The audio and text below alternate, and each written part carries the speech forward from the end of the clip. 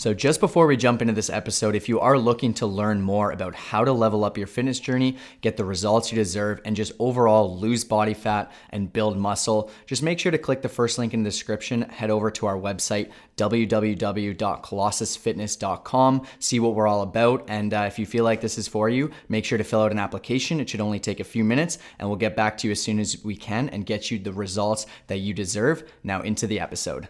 What's going on, everyone? Welcome to the Fit, Healthy, and most of all, Happy podcast. I'm your coach and host, Josh, here with his co-host and co-coach, KG, and I'm on the mic. And today we're giving you 7 ways to have a positive self-attitude and unbeatable mindset. We haven't done a mindset episode in a while, but these 7 tips are going to help you level up your thinking, remove self-doubt, as well as just scale to new levels in your journey. So we're really excited to kick this one off. So first and foremost is having positive self-talk and a positive self-image. So one thing I was talking to my friend with recently, and a tip I've really liked, is if you talk to yourself in a way that you wouldn't talk to your friends, you're making a mistake. So if you're the type of person that goes, oh, I'm so stupid, or I'm so lazy, or this was horrible, or I'm such an idiot, like those types of talks are not going to make you feel good. And imagine saying that to your friend. How would that friend feel towards you? They'd hate you. They'd be resentful towards you. So there's no reason you should do it to yourself. I'm not saying we need to sit there and be ridiculous cheerleaders of ourselves, but it is important we do have some self-belief. And there's nothing wrong with saying, hey, I need to do better. Like, focus up, Josh. Let's get after it. Something along those lines. But you shouldn't be demeaning yourself, discouraging yourself. It's really important you are someone in your mind who enables yourself to believe you can do things. So when you set a crazy goal, say, I can do this. It can take time. I might fail, but I'm going to find a way to get it done. The more you can have that positive self-talk and really reward yourself for things. We mentioned in the past saying, I've only done a few workouts, or that text or that self-comment of I've only. But instead, if you can reward your progress, if you can look back on how far you come, the change you made, the change you're going to continue to make, this is really going to help you with your mindset. So it all starts in your mind. You spend a lot of time in there. And the more you can do this, the more reflection you can have, and the more you can realize that failures are just lessons, the better of a place you'll be on. But we will be expanding on this as we advance through the episode. Yeah, just one thing is that I remember looking at some studies where they said however many thousands of thoughts we have in a day, a certain amount of them are negative. And it's crazy because you probably don't notice them, but it's something that we really need to focus in on. Like, I think they said maybe 50 or 60%, maybe even higher, actually negative stuff, like, just not great things. And it's something that if we change this alone, I do guarantee that we will get better results. We'll have just a better mindset and just have a better life overall. A good tangible you could have that I had written down actually is a good way to avoid the negative thoughts is when one pops up in your mind, replace it with a positive one. So immediately if you have that negative, instead say, how can I make this positive? How can I be affirming, and self-encouraging? And you'll notice you'll start to see that mindset shift over time. You can't expect it immediately if you've always had a very negative self-view, but the more you can work on this, the more you'll notice you get self-esteem, you get confidence, and it helps you push forward and succeed in your journey. Absolutely. Well said. And number 2 is just setting goals. We all need to set our goals and, just have the short-term goals that are going to lead to the long-term ones. And this is something that's just going to help with our mindset, help us push new levels, help us have that unbeatable, just overall everything in life, the mindset, the physique, the growth, like every single aspect of it. And I find that the times that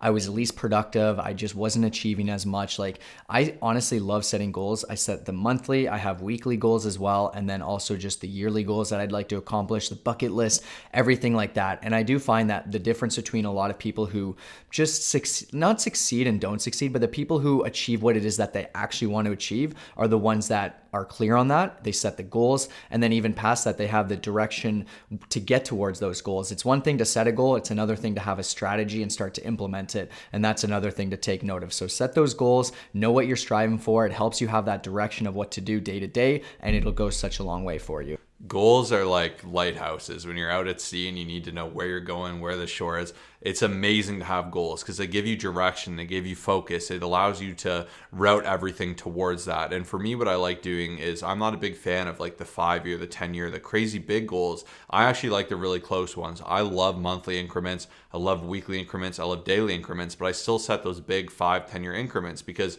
if you can look out far and say, where do I want to be? You can reverse engineer that and set more obtainable small goals to get there. And you can break that down more and more to make it more obtainable and realistic for you in your mind. And this is like one of the best practices you can do. And when you know you're actively taking steps, even if they're small, because sometimes it's hard to zoom out and see that big picture when we're so focused what's in front of us and we want that result now, we want that change now. But instead, if you can have those goals, you'll find your mindset will be a lot more positive. You'll be able to know you are working towards that, and you will have more of the benefits in terms of your mindset there. So incredibly well said. And number 3 is to actually break bad habits. So if you allow your mind to think outside of the box, break bad habits, break things that have been holding you back, the more of a better position you can. So it's so easy to say, I would be successful, but I have this bad habit, this thing holding me back. I can't seem to wake up in the morning and go to the gym. If you can break those habits and not just define yourself as that bad habit, you'd be amazed at what you can do. Maybe, yeah, you have a hard time waking up, but maybe you don't have a reason to wake up. You haven't had that drive, that purpose, that desire.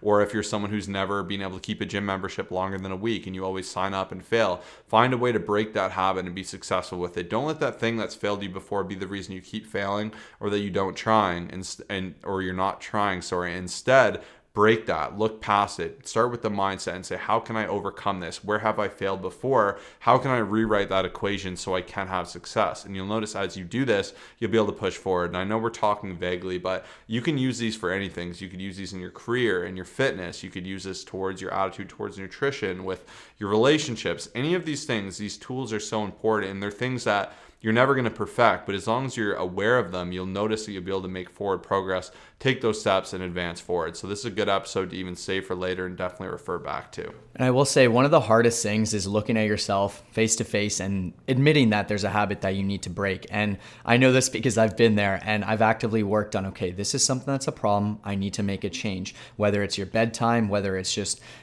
things that you do before bed that's not helping you with your productivity in the morning, like skipping the gym. There's a million things I can mention, but if you just get honest with yourself and say, how can I actually make this change to help me be more productive, to help my mindset, to help me with my fitness goals, like whatever it is that you're struggling with, actually just admit it and make a change. And I know it's hard, it's not easy because we all want to know that we're doing everything perfectly, but unfortunately that's not really usually the case. And I think that's definitely very important. And speaking of that, it's funny that this is number 4, is just practice self-care. And Josh asked me on the Monday episode, he said, what do you regret? And I said a few things, but there's one thing reflecting back is just the fact that I didn't take care of myself as well as I could have in the past. And I think this is a lot of people, right? You know, just you're not resting enough, you're not taking enough breaks, you're not eating healthy, and you just really need to focus on taking care of yourself so you can take care of others. And this was many, many years ago when my sleep patterns, I remember when I had a Fitbit, I'd go to bed at 2 or 3 in the morning and then wake up at 6 or 7 or whatever. It was bad. So long story short, you take that, you fix it, and you focus on how you can make that change going forward. But I'd say one of the biggest things is just really taking care of yourself in every single way possible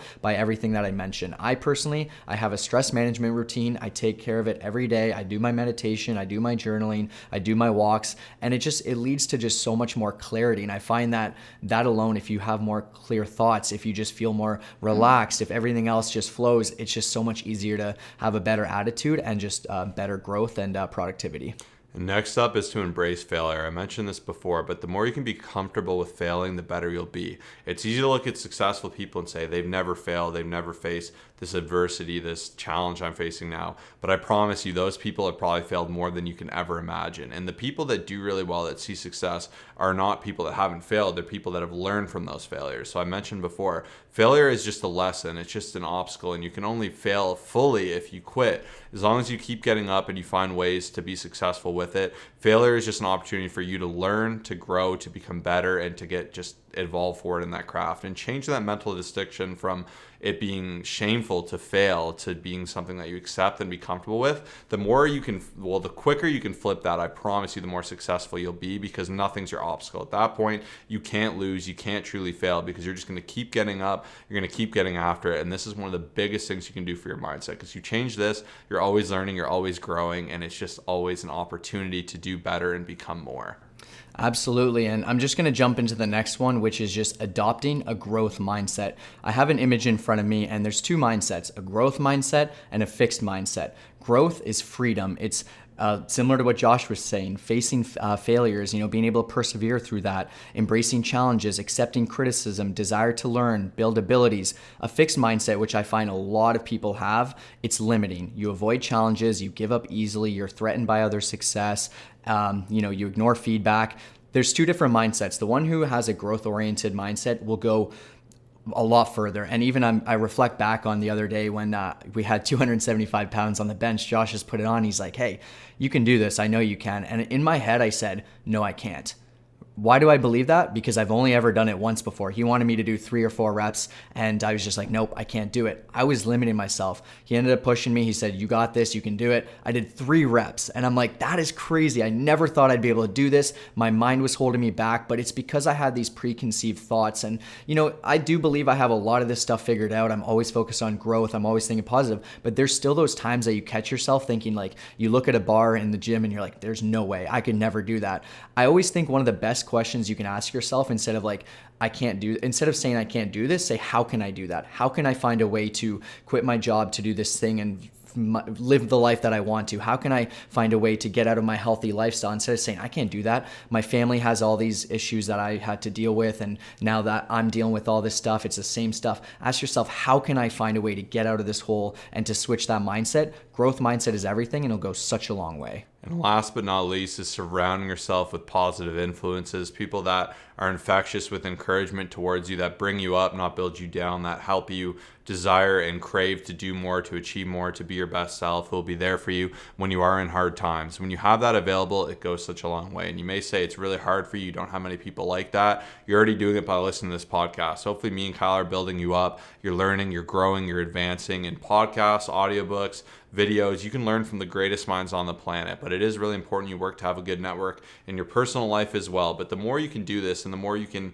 just be encouraged by other people, not demotivated, the more of an advantage you will have. And this is something that will take time, especially if there's something you want to do. Find someone who's done it, who will help you guide through it. Show that curiosity, be willing to work, learn, and grow, and you will be unstoppable. So those are our 7 tips. We know this is going to help a lot of you, and I know they are a little more open-ended, but once again, it's how you apply these, and they're things that you might not just click your fingers and get right away, but if you're aware of them, if you write them down, take a screenshot of the show note, implement them in your life, you will see a massive change, and you will advance forward in your journey. If you want amazing accountability, you want guaranteed success in your fitness, health, and happiness, definitely click that first link in the description down below. Me and Kyle will get you there. You're going to see amazing transformation. You won't be able to recognize yourself after the 90 days. So give that a click. Apply for coaching. If you want to learn more, you can also check that out. But we want to thank everyone for tuning in today. It's a fantastic episode, and we will see you next week for Motivation Monday. Peace out.